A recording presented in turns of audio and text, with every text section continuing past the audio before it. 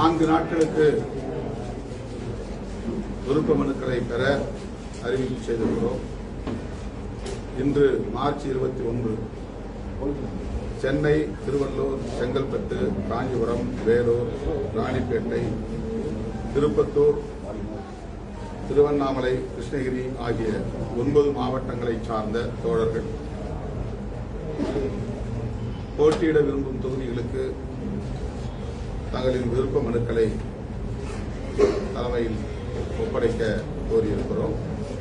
அடுத்து 22ஆம் தேதி கடலூர், விழுப்புரம், கள்ளக்குறிச்சி, தருமபுரி, சேலம், அரியலூர், பெரம்பலூர், மயிலாடுதுறை, நாமக்கல் ஆகிய 9 மாவட்டங்களை சார்ந்த தோழர்கள் நாளை விருப்ப மனுக்களை சமர்ப்பிக்கலாம். 23ஆம் தேதி ஈரோடு, நீலகிரி, கோவை, திருப்பூர், கரூர், திருச்சிராப்பள்ளி, தஞ்சாவூர், திருவாரூர், புதுக்கோட்டை, நாகப்பட்டினம் ஆகிய 10 மாவட்டங்களுக்கான விருப்ப மனுக்களை பெற உள்ளோம். கடைசியாக 24ஆம் தேதி மதுரை, திண்டுக்கல், தேனி, சிவகங்கை, விருதுநகர், ராமநாதபுரம், தென்காசி, தூத்துக்குடி, திருநெல்வேலி, கன்னியாகுமரி ஆகிய 10 மாவட்டங்களை சார்ந்த தோழர்கள் விருப்ப மனுக்களை தலைமையகத்தில் ஒப்படைக்க அறிவிப்பு செய்திருக்கிறோம். இந்த விருப்ப மனு கட்டணமாக தலா 5000 ரூபாய் ஆண், பெண் இருபாலருக்கும் பொதுவாக 5000 ரூபாய் செலுத்த வேண்டும் என்று அறிவிப்பு செய்திருக்கிறோம். அதற்கு உரிய விண்ணப்ப படிவம் 100 ரூபாய் கொடுத்து படிவத்தை இங்கே பெற்றுக் கொள்ளலாம். இந்த 5000 ரூபாய்க்கான கேட்பு வரைவோலை டிடி டிமாண்ட் டிராஃப்ட் வழங்க வேண்டும் என்று கூறியிருக்கிறோம். இயலாதவர்கள் பணமாக, ஏனென்றால் வங்கி விடுமுறை நேற்று, இன்று, நாளை ஆகிய 3 நாட்கள் தொடர்ந்து விடுமுறை நாட்களாக, வங்கி விடுமுறை நாட்களாக இருப்பதனால் டிடி எடுக்க இயலாதவர்கள் கையில் பணமாக செலுத்தலாம் என்று அறிவிப்பு செய்திருக்கிறோம். ஒவ்வொரு சட்டமன்ற பொதுத் தேர்தலுக்கும் விருப்ப மனுக்களை பெறுவதை ஒரு ஜனநாயக நடைமுறையாக நாங்கள் கடைபிடித்து வருகிறோம். மிக குறுகிய கால அவகாசம் உள்ள நிலையில் நேர்காணல் செய்வதற்கான வாய்ப்பு மிக குறைவாக உள்ளது. அதனையும் ஏற்கனவே இயக்க தோழர்களுக்கு அறிவிப்பு செய்திருக்கிறோம். ஆகவே இன்று முதல் 9 மாவட்டங்களை சார்ந்த தோழர்கள் தேர்தல் பணிக்குழு பொறுப்பாளர்களிடம் தங்களின் விருப்ப மனுக்களை ஒப்படைக்க வேண்டும் என்று கேட்டுக்கொண்டேன். மக்கள் நல கூட்டணியில் இருக்கும்போது 25 தொகுதி கிடைச்சது. வேட்பாளர்களுக்கான வாய்ப்பு சுதந்திரமாக செயல்பட்டு முகநூல் முறையில் போச்சு. ஆனால் இப்போ 10 தொகுதிகளுக்கு குறைவாக சொந்தமான தொகுதியில கிடைக்கிறதுனால அதில் நெருக்கடியான சூழல் இருக்கு. இல்ல, இயக்க தோழர்களுக்கு அதை நான் எல்லாம் வெளிப்படையாக சொல்லணும் இல்லையா? இதை நான் மூடி மறைத்து வைக்கக்கூடாது. அவங்களுக்கு நிறைய எதிர்பார்ப்புகளை உருவாக்கிவிடக்கூடாது. முன்முடிவோடு அவர்கள் விருப்ப மனுக்களை தாக்கல் செய்வார்கள். அது வெளிப்படையாக இருந்தால் அதற்கு ஏற்ப அவர்களுடைய அணுகுமுறையும் இருக்கும். நமது கட்சி என்பது ஒரு வெளிப்படையான அணுகுமுறைகளை கொண்ட ஒரு ஜனநாயக இயக்கம். என்ன நாங்கள் பேச்சுவார்த்தையில் பகிர்ந்து கொள்கிறோம் என்பது உட்பட முன்னணி தோழர்களோடு நாங்கள் பகிர்ந்து கொள்வது வழக்கமான ஒன்றுதான். அந்த வகையிலே நேற்று இயக்க தோழர்களுக்கு நேரலை வாயிலாக, முகநூல் நேரலை வாயிலாக நான் குறிப்பிட்டது, பெரிய அளவிலான தொகுதிகளை நாம் பெற இயலாத சூழலில் இருக்கிறோம். ஆகவே அதை புரிந்து கொண்டு உங்கள் ஒத்துழைப்பு கட்சி தலைமைக்கு தேவை என்பதை அவர்களுக்கு சுட்டிக்காட்டியிருக்கிறேன். வேண்டும் என்பதை சுட்டிக்காட்டியிருக்கிறேன்.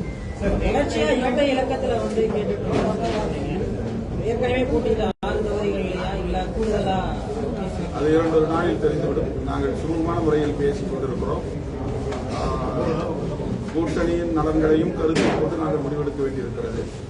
கட்சியின் நலன்கள் எவ்வளவு முக்கியமானதோ அதை போல நாங்கள் அங்கம் வகிக்கக்கூடிய கூட்டணியின் நலன்களும் முக்கியமானது. இன்றைய அரசியல் சூழல்களை கவனத்தில் கொண்டு நாங்கள் முடிவுகளை எடுக்க வேண்டிய நிலையில் இருப்போம். அந்த அடிப்படையில் தான் பேச்சுவார்த்தையும் சுமூகமாக போய்கொண்டிருக்கிறது. நேற்றைய தினம் புதிய கூட்டணி ஒன்று கையெழுத்தாயிருக்கு.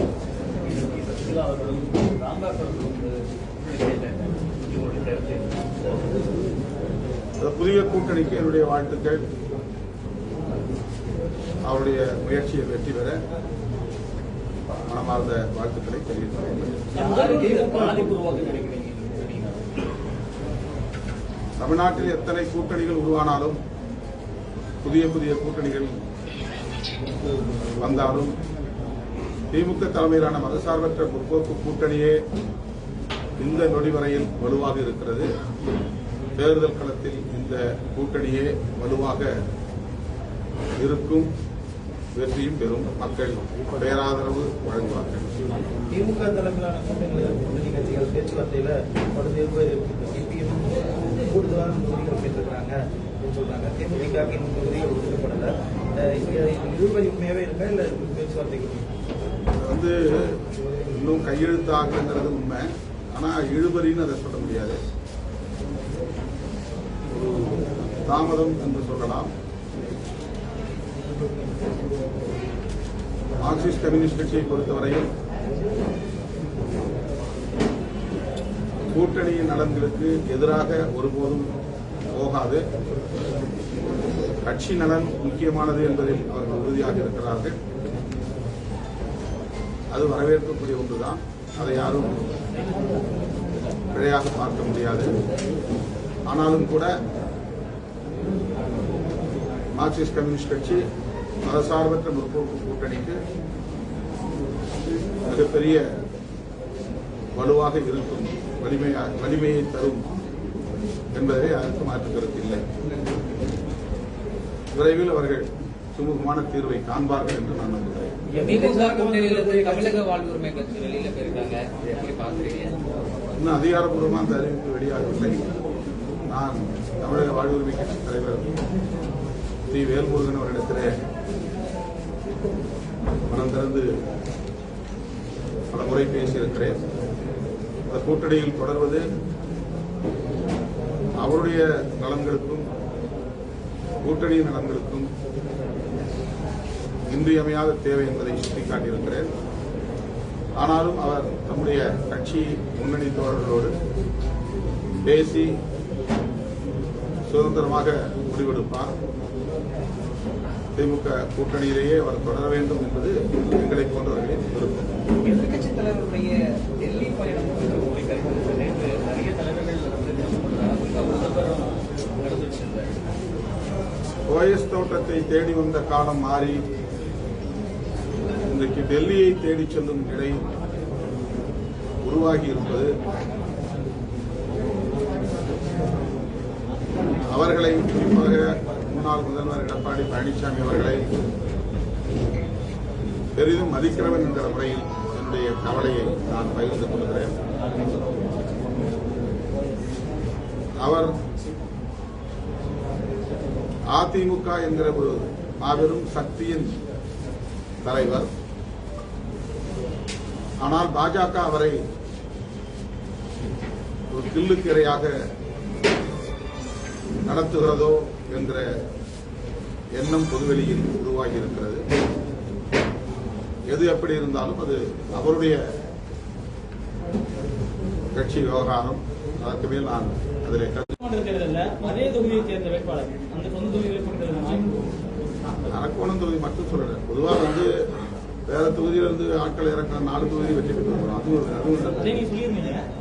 கருத்தை நான் சொல்லியிருக்கிறேன். அதாவது தோல்விக்கு பல காரணங்கள் இருக்கு. இதுவும் ஒரு காரணம்.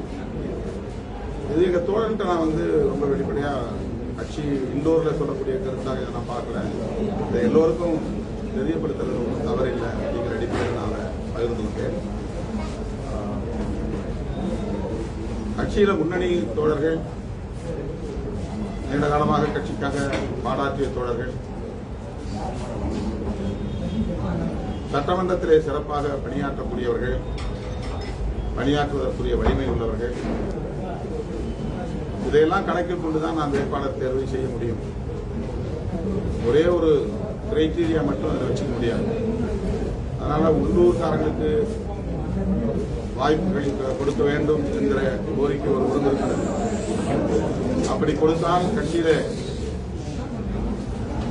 நீண்ட காலமாக பணியாற்றக்கூடியவர்கள் என்கிற கிரைட்டீரியா, சிறப்பாக சட்டமன்றத்திலே செயல்படக்கூடியவர்கள் என்கிற கிரைட்டீரியா, சமூக நீதி அடிப்படையிலே வாய்ப்பு தலித்துகள் மட்டும் இல்லாமல் தலித் அல்லாதவர்களும் போட்டியிடுகிறார்கள் என்கிற அந்த கிரைட்டீரியா, ஆண்கள் மட்டும் இல்லாமல் பெண்களும் போட்டியிட வேண்டும் என்கிற அந்த வரையறை, இவை எல்லாவற்றையும் கணக்கில் கொண்டுதான் வேட்பாளரை நாம் தேர்வு செய்ய முடியும். ஒவ்வொரு கட்சியும் ஒவ்வொரு அணுகுமுறையை கையாளுகிறது. விடுதலை சிறுத்தைகளும் எத்தகைய அணுகுமுறையை கையாளுகிறது என்பதை இயக்க தோழர்களுக்கு புரிய வைக்க வேண்டும் என்பதற்காக அதை நான் பகிர்ந்து கொண்டேன். வேற ஒன்றுமில்லை. தற்போது சட்டமன்ற தொகுதிகளை பெறுவது தற்காலிகமாக ஒரு பின்னடைவாக இருந்தாலும் எதிர்காலத்தில் நல்ல பலன் தரும் சொல்லியிருந்தீங்க. அது உள்ளாட்சி அமைப்புகளை பிரதிநிதித்துவம், நாடாளுமன்ற தேர்தலில் கூட்டணியில் கூடுதல் ஆசிப்பாங்க. அப்படியெல்லாம் நம்ம எந்த நிபந்தனையும் விதிக்கல. அந்த மாதிரி நான் வந்து ப்ரீ கண்டிஷன்ஸ், அதாவது முன் நிபந்தனைகள் போட்டு அப்படி ஒரு ஒப்பந்தத்தில் நாம் செய்யறேன். விடுதலை சிறுத்தைகள் மீதான நம்பகத்தன்மை என்பதை அடிப்படையாக வைத்து அதை சொன்னேன். விடுதலை சிறுத்தைகளுடைய கிரெடிபிலிட்டி என்பது முக்கியமானது. நாங்கள் வந்து பொது சமூகத்தினுடைய ஏற்பிசைவை பெறுவதற்கு, அக்செப்டன்ஸ், இந்த ஏற்பிசைவை பெறுவதற்கு தொடர்ந்து போராடி கொண்டிருக்கிறோம் என்பதுதான் உண்மை. என்னதான் அர்ப்பணிப்போடு பணியாற்றினாலும், விரிந்து பரந்த தளத்தில் பணியாற்றினாலும், அனைத்து தரப்பு மக்களுடைய பிரச்சனைகளை நாங்கள் கையில் எடுத்து போராடினாலும், களமாடினாலும், எங்களை அங்கீகரிப்பதிலே ஒரு சிக்கல் இருக்கிறது, ஒரு சமூக சிக்கல் இருக்கிறது, சோசியல் ஸ்டிக்மா. அதை மெல்ல மெல்ல நாங்கள் வலுவிழக்க செய்ய வேண்டும். அதனை தகர்த்து நாங்கள் அனைவருக்குமான ஒரு பேரியக்கம் என்பதை உறுதிப்படுத்த வேண்டும். எல்லா தரப்பு மக்களும் இந்த இயக்கம் நமக்கான இயக்கம் என்று உணர்கிற ஒரு சூழலை உருவாக்க வேண்டும் என்கிற அந்த அடிப்படையில் தான் எங்கள் கட்சி மீதான கிரெடிபிலிட்டி என்கிற நம்பகத்தன்மையை நாங்கள் பாதுகாக்க விரும்புகிறோம். அதுதான் எங்களுடைய வெற்றியாகவும் நாங்கள் பார்க்கிறோம். சிங்கிள் டிஜிட் என்பதிலிருந்து நாங்கள் டபுள் டிஜிட் போகிறோம் என்பது மேலோட்டமாக ஒரு தற்காலிகமான வெற்றியாக இருக்கலாம். ஆனால் அதைவிட கொள்கை பிடிப்போடு இருக்கிறார்கள். பதவி பரிசுகளுக்காக அடிக்கடி நிலைப்பாட்டை மாற்றிக்கொள்ளவில்லை. வலதுசாரி அரசியலுக்கு எதிரான போராட்டங்களில் இருந்து அவர்கள் பின்வாங்கவில்லை என்கிற அந்த பொது சமூகத்தின் நம்பிக்கையை பெறுவதுதான் விடுதலை சிறுத்தைகளுக்கான கிரெடிபிலிட்டி என்று நான் பார்க்கிறேன். அந்த அடிப்படையில் தான் என்னுடைய நகர்வுகளும் முடிவுகளும் இருக்கின்றன. இதை வெளியிலிருந்து பார்ப்பவர்கள் ஏமாளித்தனம் என்று கருதலாம், அல்லது அவர்கள் மிக கீழ்த்தரமான விமர்சனங்களை முன்வைக்கலாம். இதையெல்லாம் நாங்கள் பொருட்படுத்தவில்லை. எங்கள் வலிமை எங்களுக்கு தெரியும். எந்த நேரத்தில் அந்த வலிமைக்குரிய பயனை நுகர முடியும் என்பதும் எங்களால் மதிப்பீடு செய்ய முடியும். ஆகவே நாங்கள் யாவும் உணர்ந்தே இந்த முடிவை எடுக்கிறோம். அறியாமையில் இருந்தோ, பலவீனங்களில் இருந்தோ, நெருக்கடிகளில் இருந்தோ, அச்சுறுத்தல்களில் இருந்தோ எந்த முடிவையும் விடுதலை சிறுத்தைகள் கட்சி எடுக்கவில்லை. சுதந்திரமாக முடிவெடுக்கிறோம். தொலைநோக்கு பார்வையோடு முடிவெடுக்கிறோம். எது பலம் எது பலவீனம் என்பதையும் அறிந்தே முடிவெடுக்கிறோம். இது நம்முடைய வலிமைக்கு உரியதுதானா அல்லது வலிமைக்குரியது இல்லையா என்பதையும் மதிப்பீடு செய்துதான் முடிவெடுக்கிறோம். ஆகவேதான் நான் சொல்லுகிறேன், யாவும் உணர்ந்தே நாங்கள் இந்த முடிவை மேற்கொள்கிறோம் என்பதற்கு ஒரே காரணம்தான் எங்கள் மீதான நம்பிக்கை என்பது பொதுவெளியில் மேலும் வலுப்பெற வேண்டும். அனைத்து தரப்பு மக்களின் நம்பிக்கையை வென்றெடுக்க வேண்டும். இதை தவிர எங்களுக்கு இப்போதைக்கு வேறு எந்த அளவுகோலும் இல்லை. யாரும் எப்படியும் விமர்சித்து விட்டு போகட்டும், அதை நாங்கள் பொருட்படுத்தவில்லை. எங்கள் அடியை நாங்கள் நிதானமாக எடுத்து வைக்கிறோம். எங்கள் திசையை நாங்கள் ஏற்கனவே தீர்மானித்திருக்கிறோம். ஆகவே எங்கள் முடிவு என்பது எங்களை சார்ந்தது, மண்ணை சார்ந்தது, மக்களை சார்ந்தது. 2021 தேர்தல் முடிவுகள் அப்ப ஒரு பிரஸ் மீட்ல நீங்க சொல்லியிருந்தீங்க, பொது தொகுதிகளில் கூட விசிக வெற்றி பெற்றிருக்கு, எல்லாருக்குமான இயக்கமா மக்கள் அங்கீகரிச்சிருக்காங்க அப்பவே குறிப்பிட்டிருந்தீங்க. இப்பவும் இதே தான் நீங்க குறிப்பிடுறீங்க. கூடுதல் தொகுதிகளில் என்ன எதிர்பார்க்குறீங்க? நாங்கள் பேசிட்டு இருக்கோம், 2 நாள்ல முடிஞ்சிடும். சரி, கூடுதலா தொகுதி வாங்குவோம். ஆனா என்ன என்கிற எண்ணிக்கை 2 நாள்ல முடியும். டபுள் டிஜிட்டா சிங்கிள் டிஜிட்டா? அதான் 2 நாள்ல முடியும்.